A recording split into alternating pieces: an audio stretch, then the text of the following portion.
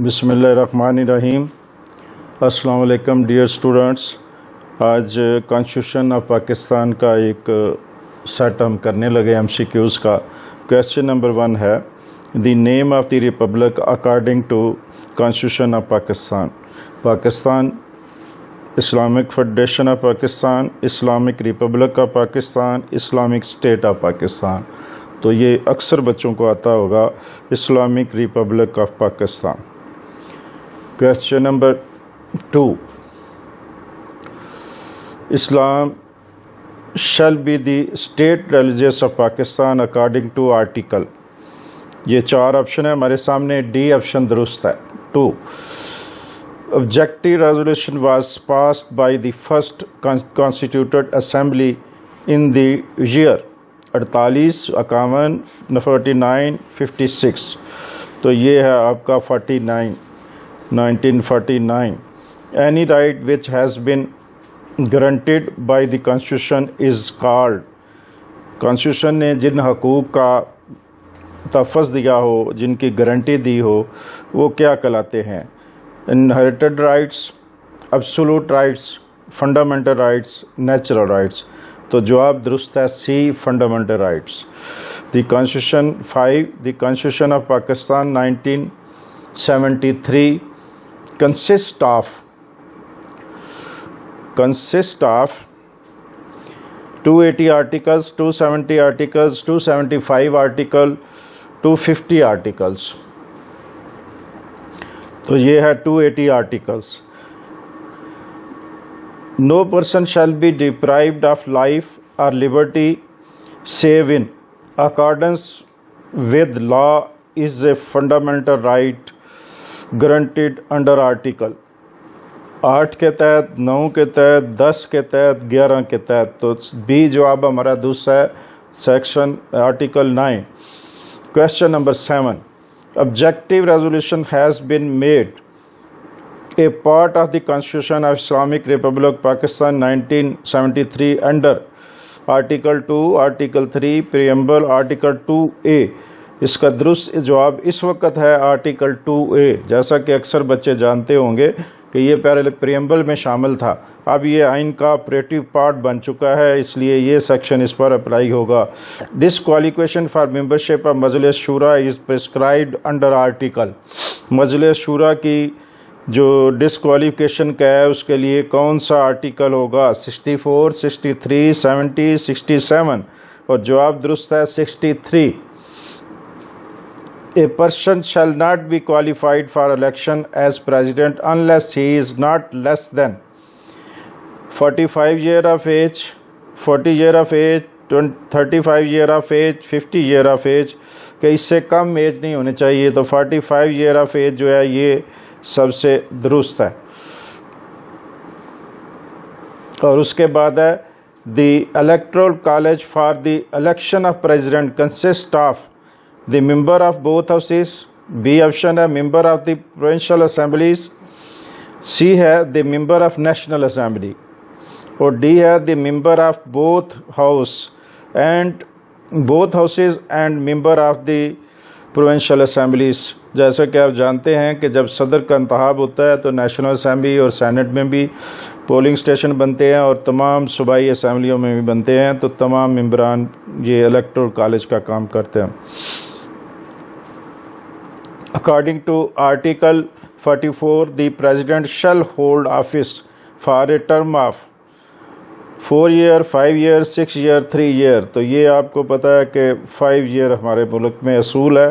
No person shall hold the office of President for more than 3 consecutive terms, 4 consecutive terms, 2 consecutive terms, 5 consecutive terms। तो C दुरुस्त है, 2 consecutive terms। 2 मुसलसल मुद्दत के लिए वो प्रेसिडेंट रह सकता है। Majlis Shura Pakistan consist of national assembly, senate, national assembly and senate. उसके बाद है president, national assembly and senate. तो डी ऑप्शन हमारा दुरुस्त है। The national assembly shall unless sooner dissolve continue for a term. अगर उसे डिज़ॉल्व ना किया जाए तो कितने अरसे तक रहती है? तो ये 5 year। All decision of the National Assembly shall be taken by कितनी मेजॉरिटी से मजलिस शुरा कवानीन पास करती है? 2/3 of the members, majority of the member present and voting, 1/3 of the members, 3/4 of the members. और दुरुस्त दुआ है majority of members present and voting. Quorum required for the National Assembly, 1/4 of the members present, 1/4 of the total membership, 1/3 of the total membership, 1/5 of the total membership। तो B जो दुरुस्त है 1/4 of the total membership। Senate shall consist of 100 members, 63 members, 67 members, 97 members और ए जवाब दुरुस्त है 100 members। The term of members of the Senate shall be 5 year, 4 year, 3, 6 और ये आप जानते हैं कि 6 year होती है, लेकिन 3 साल बाद कुछ मेंबरान जो है वो उन्हें उनकी टर्म ख़त्म हो जाती है, फिर वो बाज़ हैं वो 6 साल के लिए चलते हैं, तो 6 साल वाला मुकम्मल जो करते हैं वो 6 साल की गिनी जाएगी। An ordinance promulgated by the President of Pakistan shall stand repealed at the expiration of 3 months from the promulgation, 2 months, 5 months, 4 months of its promulgation। तो क्या चीज़ है यहाँ? डी ऑप्शन दुरुस्त है, 4 months। उसके बाद the president shall in discretion appoint a prime minister from amongst the members of Majlis Shura, national assembly, senate और last है प्रोविंशियल असेंबलीज और जवाब दुरुस्त है national assembly. The prime minister may resign his office by writing under his hand address to the, किसको address करके इस्तीफ़ा देगा? The president, A option, B speaker of national assembly, C chairman of senate, D chief justice of Pakistan. तो B हो गया हमारा पहला हो गया, ये प्राइम मिनिस्टर के उद्देश्य से है तो ये एक दुरुस्त होगा द प्रेसिडेंट। अगर वो नेशनल असेंबली से बात हो तो फिर तो वो मेंबरान जो हैं वो स्पीकर को अपना इस्तीफ़ा भेजते हैं। उसके बाद है जी हाई कोर्ट से रिलेटेड कुछ question. High court may make as order directing a person performing within the territorial jurisdiction of the court functions in connection with the affairs of the federation, a province or a local authority to retain from doing anything he is not permitted by law to do a writ called as। इस तरह की rate को क्या कहेंगे? Writ of mandamus, writ of quo warranto, writ of prohibition, writ of certiorari, writ of prohibition, उसे रोका जाएगा चूंकि रेट ऑफ प्रोहिबिशन।